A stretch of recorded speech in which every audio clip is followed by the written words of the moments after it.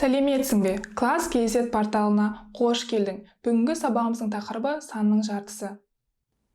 Өткен сабақта біз 2-2-ден қосып және азайтып санап үйренген болатынбыз. 2 саннан бастап тура ретпен 2-2-ден санасақ былай санаймыз.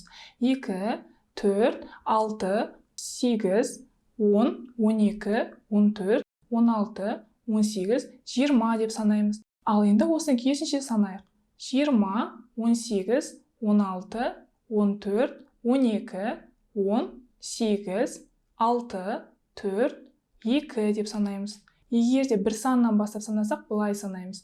1, 3, 5, 7, 9, 11, 13, 15, 17, 19 деп санайды екенбіз. Енді осыны керісінше санайық. 19, 17, 15, 13, 11, 9, 7, 5, 3, 1 деп санайды екенбіз. Ал енді бүгінгі сабағымызға көшейік. Бүгін біз санның жартысын тауып үйренеміз. Мына жерде қонжықтар берілген. Жоғарыда тұрған қонжықтарды бірге санайық.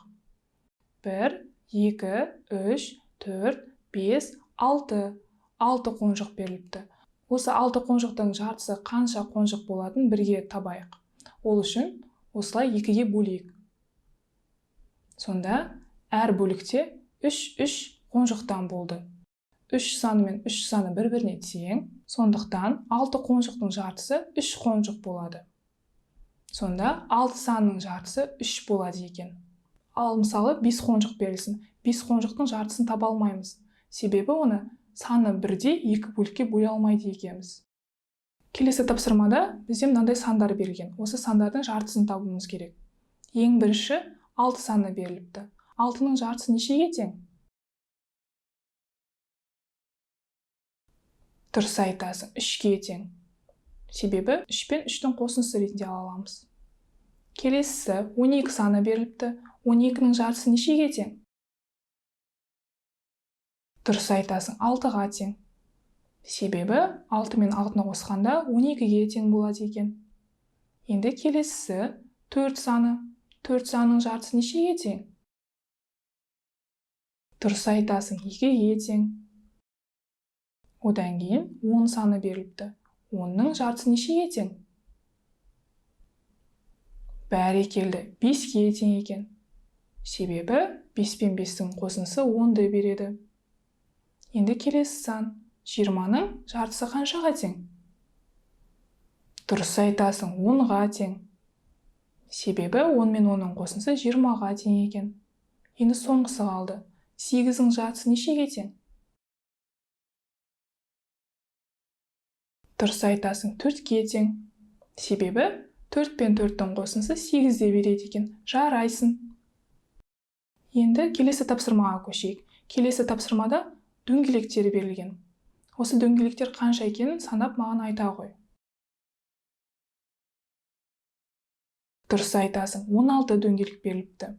Енді осы дөңгелектердің жартысын көк түспен боя. Сонда қанша дөңгелекті бояймыз?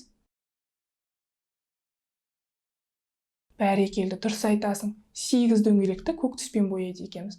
Қане бояйық. Боядық. Енді қанша боялмаған дөңгелек қалды? Дұрыс айтасың. 8 боялмаған дөңгелек қалды. Енді осы боялмаған дөңгелектердің жартысын қызыл түспен боя. Сонда қанша дөңгелекті қызыл түспен бояймыз? Дұрыс айтасың, 4-еуін қызыл түспен бояйды екенбіз. Боядық.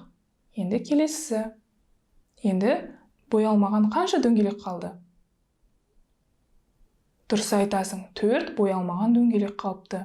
Енді осы қалған дөңгелектің жартысын жасыл түспен боя.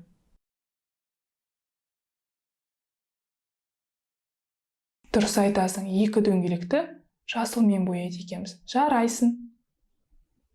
Енді бүгінгі сабағымызды қорытындылайық. Бүгін біз санның жартысын тауып үйрендік. Мысалы, бізде 6 қонжық берілген. 6 қонжықтың жартысын қалай табамыз? Осындай 2 бөлікке бөлеміз. 2 бөліктің әрқайсысындағы қонжықтардың саны бір-біріне тең болу керек. Бұл жерде әр бөліктегі қонжықтардың саны 3 болды. 2 бөліктегі қонжықтардың саны бір-біріне тең. Сондықтан 6 санның жартысы 3 болады. Ал мысалы 5 қонжық берілсін. 5 қонжықтың жартысын таба алмаймыз.